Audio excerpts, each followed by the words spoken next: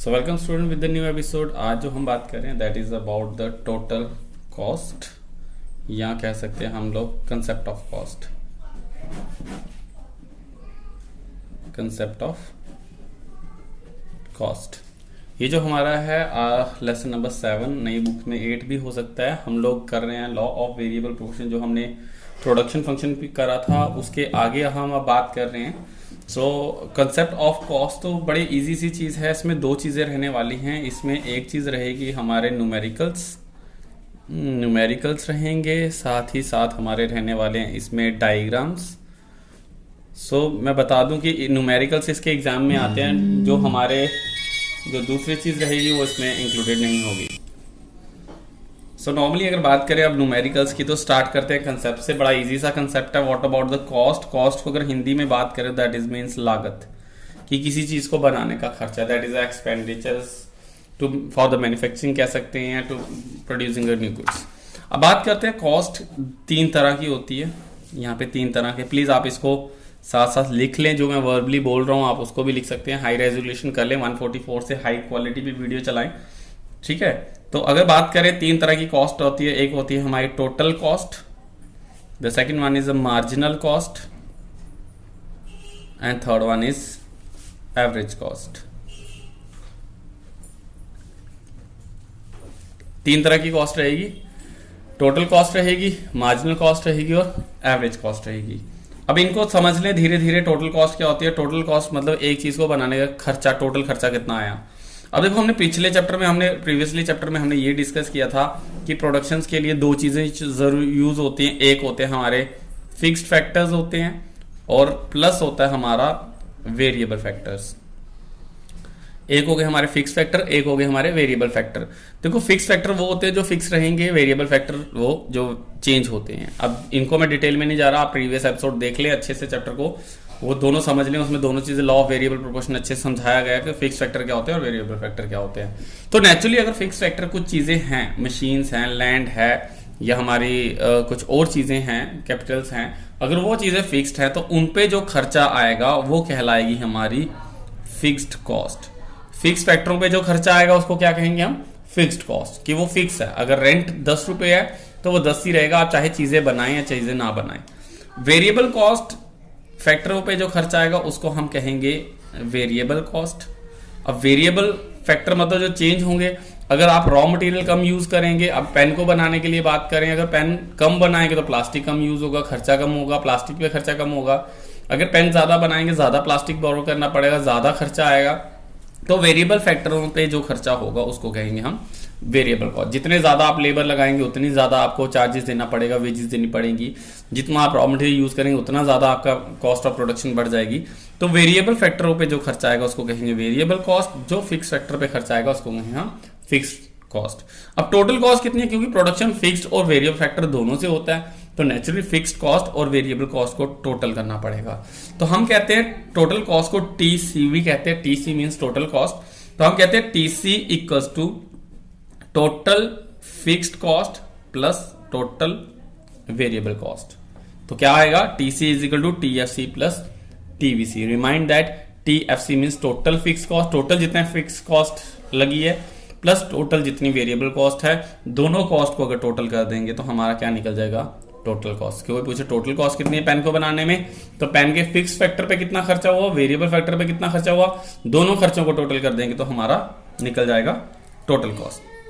अब दूसरी बात करें मार्जिनल कॉस्ट क्या होती है? मार्जिनल कॉस्ट होती है एडिशनल कॉस्ट, यानी एक पेन बनाने पे कितना खर्चा आया और एक और दूसरा पेन बनाने पे कितना खर्चा आया। तो यानी दूसरा पेन, 2 पेन नहीं, 2 पेन पे कितना खर्चा आया तो वो आएगा टोटल कॉस्ट में। दूसरे पेन पे कितना खर्चा आया इसको कहेंगे हम मार्जिनल कॉस्ट। एडिशनल कितना खर्चा हुआ, अगर एक चीज बना रहे तो कितना था, दूसरी चीज बनाएंगे तो कितना आएगा। तो वैसे ही हम कहते हैं मार्जिनल कॉस्ट, इसको कंसीडर करेंगे MC से। MC मींस मार्जिनल कॉस्ट, और MC निकलता है that is a very simple TCN minus TCN minus 1।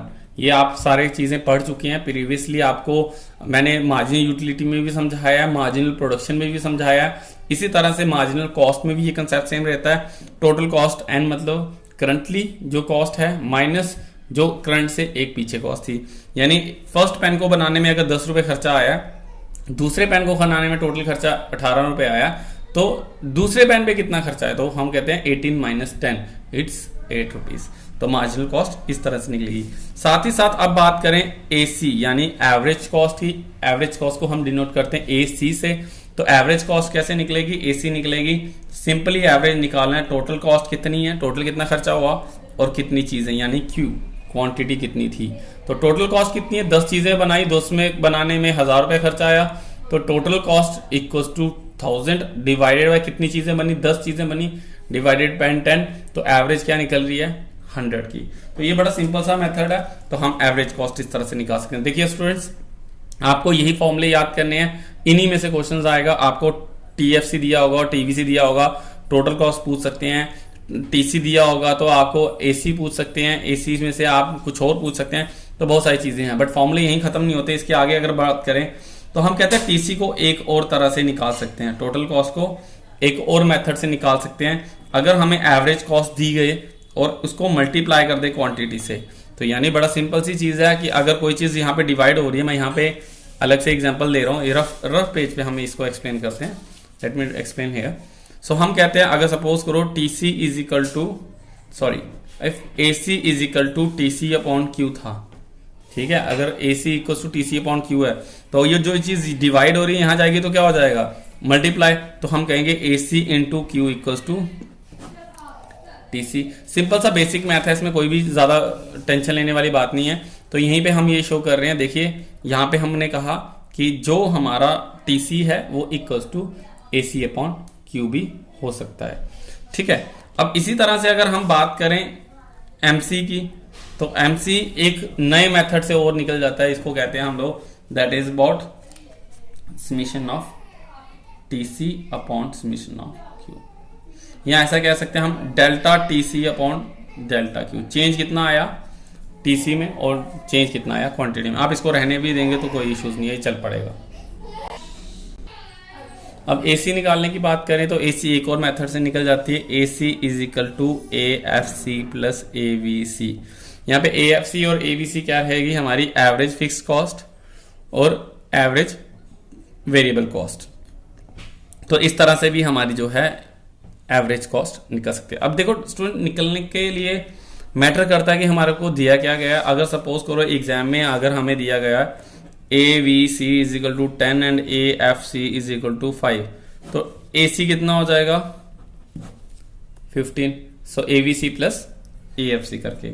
या हमें दिया हो टी सी दिया है 10 और क्वांटिटी दी है 2, तो ए सी क्या रहेगा 10 divided by 2 is equal to 5। तो इस तरह से क्या चीज दी गई है एग्जाम में, क्वेश्चन में क्या दिया गया है, मैटर वो करेगा कि जो चीज आपको प्रोवाइड होगी उसी के बिहाफ पे आपके फॉर्मूले जो हैं यूटिलाइज किए जाएंगे। आप इसको इतने तक रखें। इसके बाद दूसरा मेथड आता है कि सर अगर हमें टी एफ सी निकालना है, अगर टी एफ सी निकालना है, सपोज करो यहाँ पे दिया हुआ है T C is equal to 10 and T V C is equal to 5, तो बताओ टी एफ सी कितना है।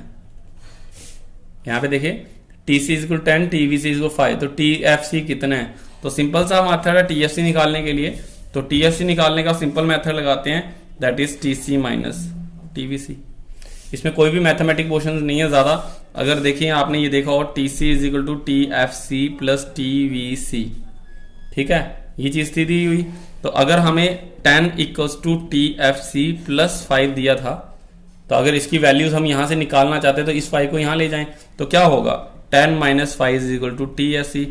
10 माइनस 5 मतलब T C minus T V C equals to T F C. आप भी तो यही कर रहे हैं, ठीक है, तो कोई इश्यूज नहीं है। इसी तरह से अगर टी वी सी निकालना होगा तो T C minus T F C. अगर टी सी निकालना होगा तो क्या करना पड़ेगा, हमें निकालना पड़ेगा T V C is equal to T C minus T F C. अब इसी तरह से अगर ए एफ सी निकालना है तो क्या रहेगा, हमारा फॉर्मूला रहेगा ए सी माइनस ए वी सी, और ए बी सी निकालना है तो A C minus A F सी। तो काफ़ी सिंपल है, इसमें इतना कोई टेंशन लेने वाली बात ही नहीं है कि हमें कोई चीज़ समझना आए। बिल्कुल आप एक दफ़ा क्या करें, वीडियो को अच्छे से रखें, ये फॉर्मूलेज आप लिख लें, इसके बाद आपको जो भी न्यूमेरिकल्स होंगे वो आपके इजीली सॉर्ट आउट हो जाएंगे। तो कोई भी इसमें दिक्कत वाली बात नहीं, काफ़ी छोटा और काफ़ी प्रिस्क्राइब चैप्टर है ये। तो हम अगर कॉस्ट की बात करें तो हमने कहा एक न्यूमेरिकल्स होंगे, एक डायग्राम्स होंगे। न्यूमेरिकल्स में हमें तभी न्यूमेरिकल्स कर पाएंगे अगर हमारे पास फॉर्मूले हुए। अब इन फॉर्मूलेस को अगर आपने नोट डाउन कर लिया है, अगर आपने ये चीजें लिख ली हैं, तो थोड़ा सा एक न्यूमेरिकल की हिंट देते हैं। आप चलिए न्यूमेरिकल्स की तरफ बढ़ते हैं। तो न्यूमेरिकल्स में जैसे कि मैंने ये न्यूमेरिकल्स यहाँ पे सॉर्ट आउट किए हैं, सबसे मैटर करेगा कि आपको क्या चीज दी गई है और क्या चीज आपने करनी है। जो चीज आपको दी जाएगी और जो चीज आपने करनी है उसी पे मैटर करेगा कि क्या चीज दी गई है। अगर सपोज कीजिए टीसी दिया गया 15 और क्वांटिटी दी गई है 10, तो डेफिनेटली इसमें से आप एसी निकाल सकते हैं। अब एसी कैसे निकलेगा? एसी निकालने का बड़ा सिंपल सा फॉर्मूला था, डिपेंड करता क्या दिया गया था। एसी तो निकल सकता है हमारा एएफसी प्लस एवीसी से, बट एवीसी और एएफसी तो दिया नहीं गया, तो हम दूसरे फॉर्मूले की तरफ प्रोसीड करेंगे, टीसी अपॉन क्यू।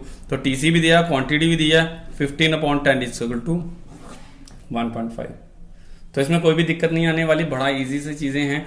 अगर सपोज कीजिए टीसी इक्वल टू 10 दिया था एन, और टीसी ऐसे ऐसे देते हैं, रुकिए, TC and this one is quantity 1 2 3 and 4 ऐसा दिया गया है, ठीक है। और टीसी देगा 10 20 28 एंड लेट यू 35 ऐसा दिया गया। तो अब इसमें से कोई कहे आपको कि एमसी निकालो, तो बिल्कुल निकल जाएगा। फर्स्ट का रिमाइंड दैट हाइफन रहेगा, -0 कर लें तो 10 भी आ सकता है, बट हाइफन रखें कोई इश्यूज नहीं आता। 20 - 10 करेंगे तो 10 आएगा, 28 - 28 करेंगे तो देन इज आफ्टर 7, सिंपल। अगर कोई कहता है एसी निकालो तो एसी भी निकल जाएगा, टीसी अपॉन क्यू करके, तो 10 divided 1 10, 20 divided by 2 10, 28 divided by 3 it's 7 point something 9 point something आएगा, और 35 divided by 4 it's again 9 point something. तो आपको इस तरह से एवरेज कॉस्ट भी निकाल सकते हैं। सो इसमें कोई भी न्यूमेरिकल्स में आपको दिक्कत नहीं आएगी। आपको सिर्फ और सिर्फ करना क्या है, आपको ये सारे न्यूमेरिकल्स जो हैं वो आपको आने चाहिए। सो अब बात करते हैं डायग्रामेटिकली। अब थोड़ा सा डायग्राम क्वेश्चंस पे चले हम लोग। तो न्यूमेरिकल्स के बाद हम डायग्राम्स की बात करें, तो डायग्राम्स जो हैं वो आपको आएंगी नेक्स्ट टू नेक्स्ट चैप्टर में यूजफुल रहेंगी। इसमें से डायग्राम कुछ भी नहीं रहेंगी, बस आपको एक शेप्स देखनी है इसमें डायग्राम कैसी रहने वाली है। सबसे पहले हम बात करेंगे टीसी की। तो टीसी, क्योंकि हमने कहा TC is equal to TVC plus TFC, क्या हमने बात की थी? TC is equal to TVC plus TFC. तो अब बात करें टीवीसी की, तो टीवीसी की डायग्राम कुछ इस तरह से रहेगी। आप ये यहाँ ग्राफ में देखें तो पहले तो ये इस तरह से बढ़ेगी एंड देन आफ्टर ये ऐसे जाएगी। This one is called TVC. ये कौन सी डायग्राम है आपकी? टीवीसी की। ये देखिए ऐसी, ओके। अब ये क्यों होता है? देखिए जैसे जैसे कहते हैं कि प्रोडक्शन बढ़ेगी धीरे धीरे धीरे करके, इसका कंसेप्ट सारा लॉ से निकलता है। जैसे आपने ये वाली डायग्राम देखी थी, ये कुछ ऊपर मैं बना रहा हूं यहाँ पे। तो जैसी ये डायग्राम थी, ये थी टोटल प्रोडक्शन की। टोटल प्रोडक्शन की लॉ वेरिएबल से निकली थी। आप पिछला चैप्टर या पिछली कंसेप्ट पूरा देख लें तो उससे आपको इजी हो जाएगा। जैसे ये वाली डायग्राम बनी है, एग्जैक्टली कुछ ऐसी ही लग रही है लेकिन ऑपोजिट लग रही है। तो कहते हैं जब ये प्रोडक्शन बढ़ती है, इंक्रीज होती है, तो हमारा खर्चा कॉस्ट जो है वो धीरे धीरे बढ़ती तो जरूर है बट धीरे धीरे कम होती है। जब प्रोडक्शन बढ़ती है और धीरे धीरे गिरना शुरू हो जाती है, तो इसमें कॉस्ट जो है वो बढ़ना शुरू हो जाएगी। तो इस वजह से हमारी टीवीसी इस तरह से रहेगी। जबकि टीएफसी की बात करें तो टीएफसी क्योंकि फिक्स रहती है, वो फिक्स्ड कॉस्ट है, तो वो चाहे आप 0 प्रोड्यूस करें, 10 बनाएं, 100 बनाएं या 200 प्रोड्यूस करें, उसकी कॉस्ट जो है वो सेम रहेगी। एग्जांपल के तौर पे अगर सपोज कीजिए आपका घर कोई रूम एक पैकिंग के लिए इंडस्ट्रीज या कोई भी मैन्युफैक्चरर्स आपका रेंट पे दुकान लेता है, तो उसका सामान बिके ना बिके आपको तो मंथली रेंट लेना है। चाहे वो 0 प्रोडक्शन करे तब भी आप इतना रेंट लोगे, 10 प्रोडक्शन करे, 100 करे, 200 करे, आपकी प्रोडक्शन जितनी मर्जी करे वो आपका रेंट जो है वो फिक्स रहेगा। तो हमारी टीएफसी जो रहेगी वो स्ट्रेट रहने वाली है। और टीएफसी प्लस टीवीसी को मिला के टीसी आती है। तो इसी वजह से मैं यहाँ पे अब टीसी की डायग्राम बनाऊं, तो टीसी की डायग्राम में हल्का सा चेंज आता है कि टीसी की डायग्राम 0 से स्टार्ट ना होने की बजाय 0 से स्टार्ट नहीं होगी, वो ऊपर से स्टार्ट होने से बिल्कुल रिएक्ट करेगी एज टीवीसी, और इसको क्या कहेंगे हम? टीसी। यहां पे आ जाएगी आपकी टीएफसी और यहां पे आ जाएगी आपकी नीचे से टीवीसी। जो 0 से स्टार्ट होती है that is called the TVC, और जो ऊपर से स्टार्ट होगी that is called the total cost. Example के तौर पे आप समझ लें, इसको थोड़ा सा मैं समझा दूं। देखिए न्यूमेरिकल देख रहे हैं यहाँ पे, हल्का सा मैं बना के दिखा दूं। That is quantity equals to 0 थी, तो टोटल फिक्स कॉस्ट 10 रहेगी। अगर क्वांटिटी कुछ भी प्रोड्यूस नहीं होगी, मैंने बताया कि क्वांटिटी कुछ भी प्रोड्यूस नहीं होगी तब भी कॉस्ट 10 रहने ही वाली है, तो हम कंसीडर करेंगे 10। एक बनाओगे तब भी 10, 2 बनाओगे तब भी 10, 3 बनाएंगे तब भी 10, ये फिक्स रहेगी, इसमें कोई चेंजेस नहीं आएगी। बट टोटल वेरिएबल कॉस्ट जो होता है वो चेंज होती है। अगर कुछ नहीं बनाओगे तो कॉस्ट का जीरो, अगर कुछ बना ही नहीं रहे, लेबर नहीं है, रॉ मटेरियल नहीं है, तो काहे का पैसा, कोई कॉस्ट हमें बियर नहीं करनी पड़ेगी। बट अगर आप एक चीज बनाओगे तो उस पर 10 आएगा, 2 पे 18, 3 पे 27, मान के चलते हैं एग्जाम्पल के तौर पे। ओके, अब कोई पूछे टोटल कॉस्ट कितनी है, तो देखिए जीरो प्रोडक्शन पे भी हमें 10 रुपीज पे करना पड़ेगा। टीसी प्लस टीएफसी दोनों का फॉर्मूला वही है, 10 + 0 = 10। तो मैंने कहा यहाँ पे आए, अब अगर हमारी कोई भी प्रोडक्शन नहीं होगी तब भी हमें कुछ ना कुछ भी ऐड करना पड़ेगा, 10 ही रहेगा। तो इसी वजह से ये डायग्राम जो है हमारी इस तरह से रहने वाली है। Is that clear? तो ये है हमारा, आप डायग्राम बुक्स में भी देख सकते हैं, आपको बुक से भी इजी हो जाएगा। इसके बाद अगर कंसेप्ट की बात करें, दूसरी डायग्राम यहीं पे मैं बना रहा हूं, this one is marginal cost. So अगर मार्जिनल कॉस्ट की बात करें तो मार्जिनल कॉस्ट आपकी रहेगी कुछ इस तरह से, बिल्कुल एक नाइकी की साइन की तरह, जो पहले नीचे जाएगी एंड देन आफ्टर ऊपर। This is called MC. Marginal cost हल्की सी पहले थोड़ी देर के लिए नीचे जाती है, देन आफ्टर बिल्कुल ऊपर चली जाएगी। ये क्यों कंसेप्ट है? क्योंकि हमने इसमें एमपी में पढ़ा था। यहाँ पे एक डायग्राम मैं और बना रहा हूँ, यहाँ हल्की सी मार्जिनल प्रोडक्शन की कॉस्ट ऐसे नीचे को जाती थी, एमपी मार्जिनल प्रोडक्शन। देखिए सारा कंसेप्ट पीछे वाले डायग्राम को देखेंगे आपको समझ आएगा। मार्जिनल प्रोडक्शन, जब प्रोडक्शन बढ़ेगी तो कॉस्ट कम होती है, जब प्रोडक्शन कम होगी तो कॉस्ट बढ़ जाएगी। तो हमारी मार्जिनल कॉस्ट इस तरह से रहेगी। जबकि एवरेज कॉस्ट की बात करें तो एवरेज कॉस्ट ही एपी की तरह रहेगी, ये इस तरह से रहने के बाद इस तरह से ऐसी। तो हमारी एवरेज कॉस्ट भी कुछ इस तरह से रहेगी, पहले वो ऊपर जाएगी देन आफ्टर वो नीचे। सॉरी, ये एवरेज कॉस्ट नहीं है, एवरेज प्रोडक्शन, पहले ये नीचे जाएगी देन आफ्टर ऊपर। This is called AC. तो इस तरह से ये रहेगी हमारी नाइकी की साइन की तरह, ये इस तरह से रहेगी। बट अगर इसको हम क्लब ज्वाइन करते हैं, एक बना के देखे दोनों को इसकी तरह से, हमारी नाइकी की तरह, ये इन दोनों में डिफरेंस क्या रहेगा? दिस वन इज एमसी, और जो एसी रहेगी हमारी, जो एसी आप देखेंगे तो यहां से यहां तक जाएगी, इसको टच करने के बाद ये ऊपर हो जाएगी। ये है हमारा डिफरेंस। देखने को दोनों डायग्राम एक जैसी ही लगती हैं वी, बट यहाँ पे हल्का सा स्लांटली आपको दिखने को मिलेगा कि सर पहले एमसी जो है वो ज्यादा तेजी से गिरेगी, जबकि एसी कम तेजी से गिरेगी। इसके अपवर्ड होने के बाद, यहाँ पे टच होने के बाद ये जाएगी। ये बिल्कुल ऐसे ही डायग्राम है जैसे कि हमने लास्टली अपनी बनाई थी। अगर इस चीज को देखें और हम इसको उल्टा कर दें तो ये सेम ऐसे ही लगेगी। तो कॉस्ट जो होती है वो प्रोडक्शन के ऑपोजिट होती है। जितनी ज्यादा आप प्रोडक्शन करेंगे उतनी ही कम कॉस्ट आपको बियर करने को मिलेगी। सो इसके बाद अगर हम बात करें, इनका सबसे important topic that is about the relation between AC and MC। इसमें relation that is called the relation between AC and MC। जैसे हमने रिलेशन पढ़ा था MU एंड TU का, हमने रिलेशन पढ़ा था TP एंड MP का, MP एंड AP का, इसी तरह से इसमें रिलेशन पढ़ेंगे हम AC एंड MC। बिल्कुल इजीली बुक पे दिया गया है, इसमें कोई भी टेंशन लेने की बात नहीं है। आपकी बुक में सारा मटेरियल है। डायग्रामेटिकली आपको ये जो डायग्राम्स है वो बनाने नहीं पड़ेंगी, आपको बनाना है सिर्फ न्यूमेरिकल पोर्शंस में और या फिर रिलेशन में। सो रिलेशन बड़ा इजी है, सिंपल सी बात करेंगे। सबसे पहले हम पॉइंट रखेंगे, कहते हैं कि जब MC फॉल करता है तो AC भी फॉल करेगा। जब MC, ये है हमारा MC, ये है हमारा AC, जब MC फॉल करेगा तो AC भी फॉल करेगा, दोनों के दोनों ही नीचे को गिरेंगे। But AC is greater than MC। AC क्या है? MC से बड़ा। पहला पॉइंट। सेकंड पॉइंट,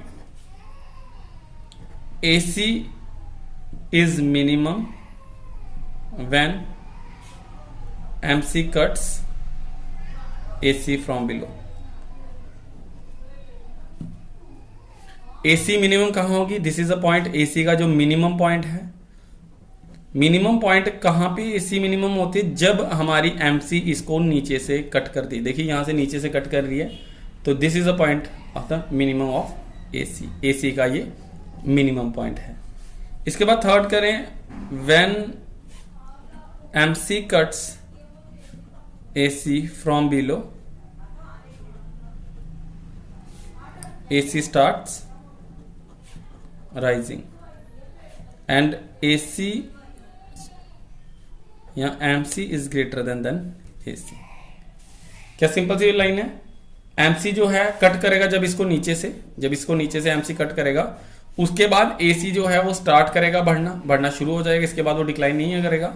और जैसे ही ये बढ़ना शुरू होगा एट दैट टाइम MC जो होगा वो AC से बड़ा हो जाएगा और बड़ा होता जाएगा। यहां से देखिए बड़ा हो रहा है और ये गैप जो है वो बढ़ता चला जाएगा। सिंपल सा एक रिलेशन है 3 पॉइंट्स में, ये आपको बुक में दिख जाएगा। 3 मार्क्स का ये क्वेश्चन रहता है, relation between AC and MC। उसके अलावा आपको ये डायग्राम्स देखनी है, ये सारी डायग्राम जो है आपको लेसन नंबर 9 या 10 में आपको हेल्पफुल रहेंगी। और इसके जो न्यूमेरिकल पोर्शंस है उसके ये फॉर्मूले। सो गाइस इतना ही है चैप्टर, इसमें कुछ भी नहीं है। आप प्लीज इन फॉर्मूले को लिख लें, एक दफा प्रैक्टिस कर लें। इनके न्यूमेरिकल्स जो है आपको क्लास में दे दूंगा, आपको न्यूमेरिकल्स ये इजीली मिल जाएंगे और आपको सॉल्व करना इजी रहेगा। सो दोनों चीजें आप अच्छे से देख लें। इसमें हम 2 चीजें करें, न्यूमेरिकल के रहे फॉर्मूले, देन आफ्टर डायग्राम्स आपको बता दी है सारी डायग्राम्स इसकी, ठीक है। और डायग्राम्स के साथ एक लास्ट में इसका relation between AC and MC। तो यही आपने याद करना है। इतने में ही आपका सिलेबस जो है इस चैप्टर को आप कवर अप कर पाएंगे। आई होप आपको वीडियो समझ आई होंगी। जल्दी मिलते हैं अपनी नेक्स्ट वीडियो के साथ। आई होप आपको कोई भी प्रॉब्लम ना हो, प्लीज अपना कमेंट में अपना नाम लिखना ना भूलें, ताकि हमें पता चले ये वीडियो किस बच्चे ने देखी है। Thank you so much guys for being with us. Till then bye bye.